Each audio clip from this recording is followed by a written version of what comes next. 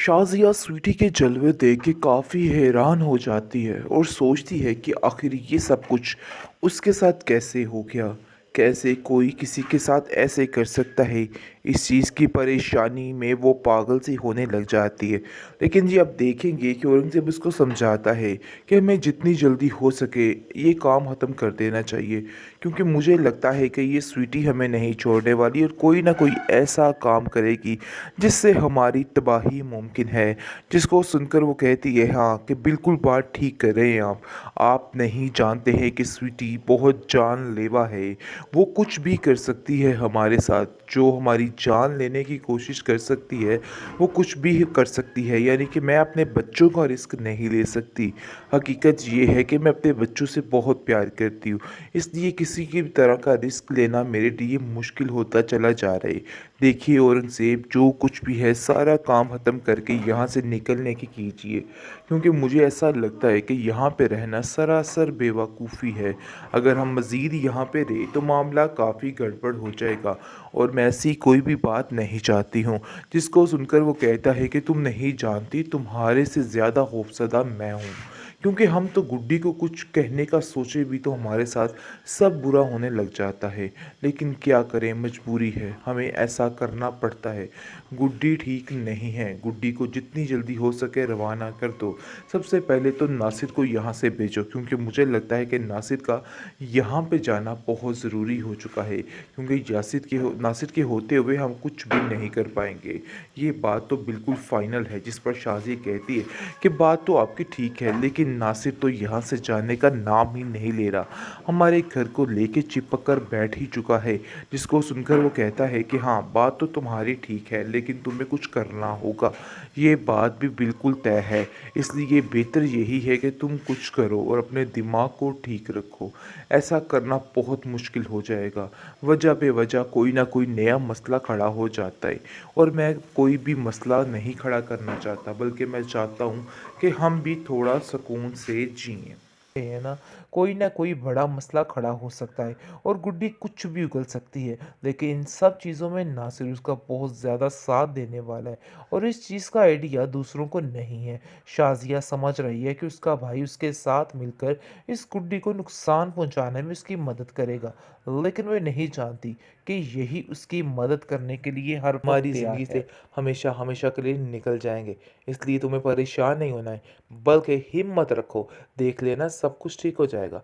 उसको बहुत ज़्यादा तसल्ली देता हुआ नज़र आ रहा है और कहता है कि फ़िक्र मत करना, मैंने जिस दौलत के लिए अपनी सारी ज़िंदगी दांव पर लगा दी, मैं उसको इतनी जल्दी इतनी आसानी के साथ अपने हाथों से नहीं जाने दूंगा।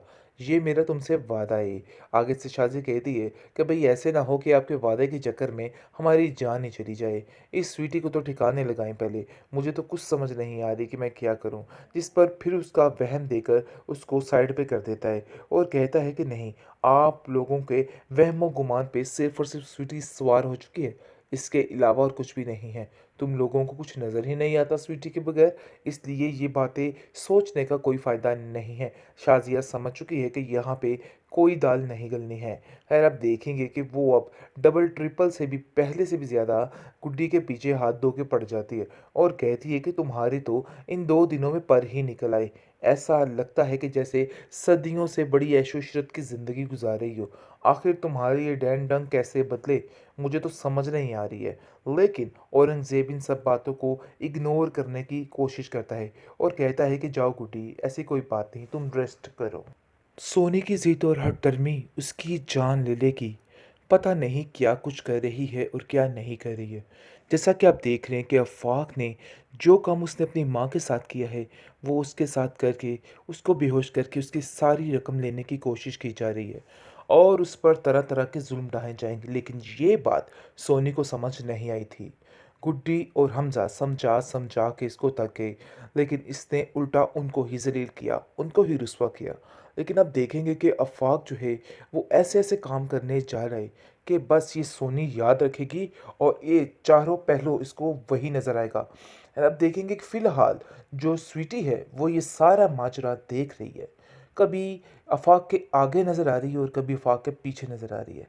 पहले सोनी को वो परेशान करती रही ताकि सोनी सुधर जाए, लेकिन सोनी को अकल नहीं आई है। लेकिन जी अब अफ़वाह के पीछे हाथ धो के पड़ चुकी है।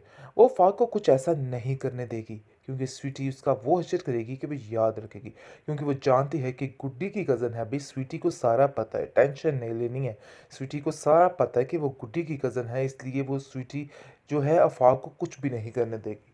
दूसरी तरफ देखेंगे कि जो बंदा इस गुड्डी के साथ बुरा करना चाहता है, उसके साथ ऐसा हशर कर दिया गया है कि ये याद रखेगा। जैसा कि वो लोग फंक्शन से वापस आ रहे होते हैं, उन लोगों का बुरे तरीके से एक्सीडेंट हो जाता है, जिसकी वजह से सारे स्वीटी को ही कसूरवार ठहरा रहे हैं और कह रहे हैं स्वीटी की वजह से ही ये सब कुछ हुआ है। भाई स्वीटी कभी वहाँ पे जाके किसी के आगे गिरी है और कभी पीछे गिरी है, कुछ समझ ही नहीं आ रही है उसकी। लेकिन जी आप देखेंगे कि जिस तरीके से इस ड्रामे को हॉरर दिखाया गया था ना, ऐसा कोई सीन नहीं है, बल्कि अब तो कुछ और ही सीन बन चुका है। फिलहाल आप देखेंगे कि शाज़िया कहती है कि अरे भई इस लड़की को मैं बिल्कुल भी बर्दाश्त नहीं करूँगी। और वो स्वीटी, छटाक भर की स्वीटी, क्या हाल करके रख दिया उसने हमारा। मुझे तो समझ ही नहीं आ रही है कि वो क्या कर रही है। जिस पर गुड्डी कहती है इसकी स्वीटी तो मेरे पास थी। आप कैसे खालाजान कह सकती हैं कि स्वीटी आगे थी आपके वजह से, यानी उसकी वजह से आपका एक्सीडेंट हुआ है। लेकिन जब देखेंगे कि औरंगज़ेब कहता है जो कुछ भी है अभी फ़िलहाल तुम्हें शाज़िया खामोश रहना होगा।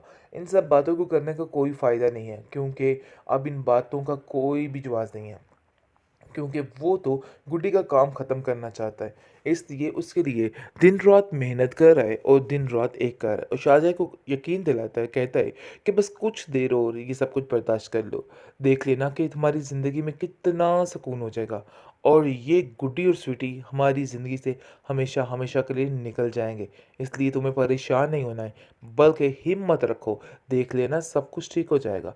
उसको बहुत ज़्यादा तसल्ली देता हुआ नज़र आ रहा है और कहता है कि फ़िक्र मत करना, मैंने जिस दौलत के लिए अपनी सारी ज़िंदगी दाँव पर लगा दी, मैं उसको इतनी जल्दी, इतनी आसानी के साथ अपने हाथों से नहीं जाने दूँगा। ये मेरा तुमसे वादा है। आगे से शाज़ी कहती है कि भई ऐसे ना हो कि आपके वादे के चक्कर में हमारी जान ही चली जाए। इस स्वीटी को तो ठिकाने लगाएँ पहले, मुझे तो कुछ समझ नहीं आ रही कि मैं क्या करूँ? जिस पर फिर उसका वहम देकर उसको साइड पे कर देता है और कहता है कि नहीं, आप लोगों के वहमो-गुमान पे सिर्फ़ और सिर्फ़ स्वीटी सवार हो चुकी है। इसके अलावा और कुछ भी नहीं है। तुम लोगों को कुछ नज़र ही नहीं आता स्वीटी के बगैर, इसलिए ये बातें सोचने का कोई फ़ायदा नहीं है। शाज़िया समझ चुकी है कि यहाँ पे कोई दाल नहीं गलनी है।